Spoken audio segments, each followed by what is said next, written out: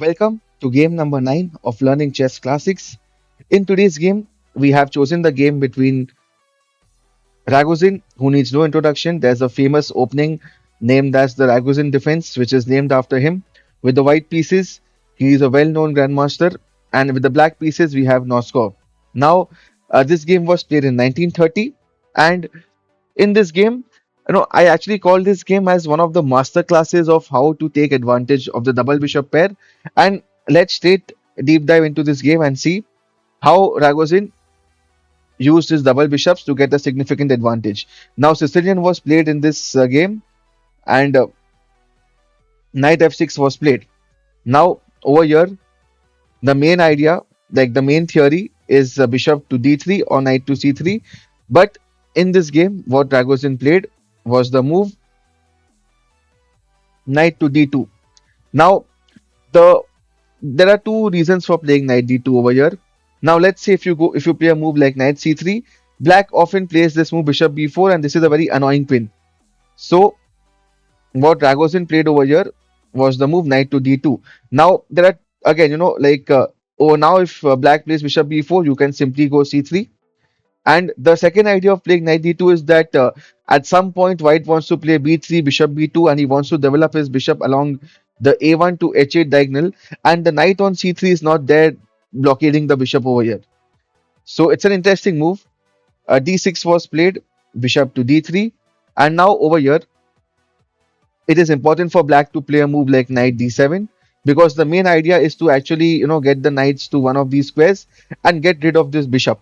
Now you must be thinking that the bishop on this square is not doing much. It is guarded by its own pawn. But we will see in this game that how white will ultimately play e5. He will open up his bishop. Now this bishop will come to b2, and both the bishops will be looking at diagonals, and they will be very strong in the game. So in this move, I won't say it's a mistake, but yeah, a slight inaccuracy. Knight c6 was played, and after the trade of knights, white simply castled, and bishop e7 was played. Now again, b3 was played with the idea to develop the bishop on b2. And over here, the mainline theory says, and it is important for black to go to d7, so that after bishop b2, black can play the move bishop f6 over here.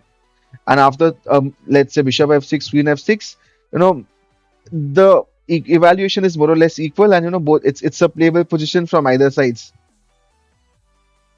But in the game, black decided to go for castle. Bishop b2 was played. Again, white is taking the diagonal, and this bishop is pretty strong.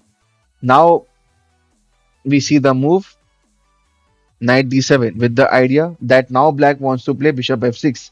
So over here, what does white play? White plays the move f4, and over here black played the move bishop f6.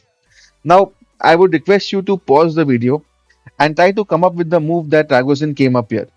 Now this bishop is very strong. Over here, he sacrificed the pawn, playing the move e5 and opening up his light squared bishop.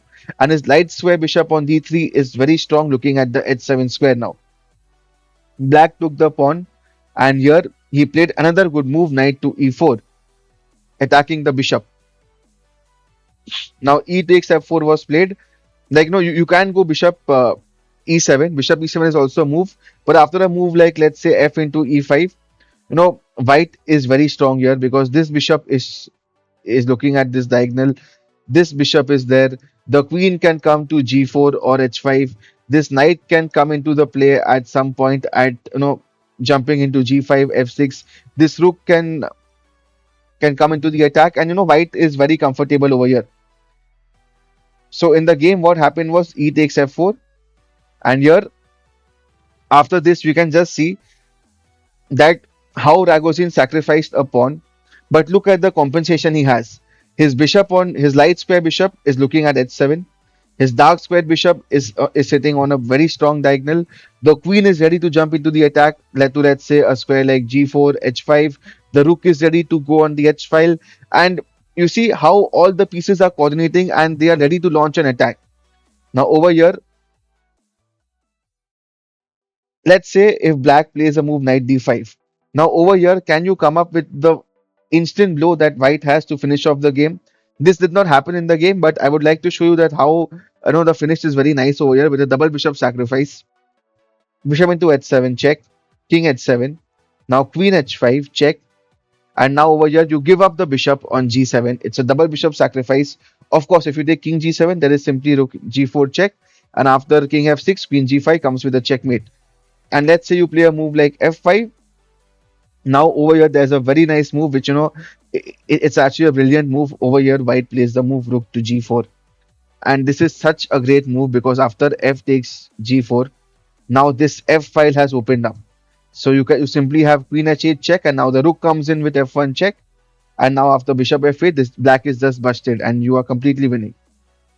But however, knight d5 was not played in the game, and black played the move rook to e8.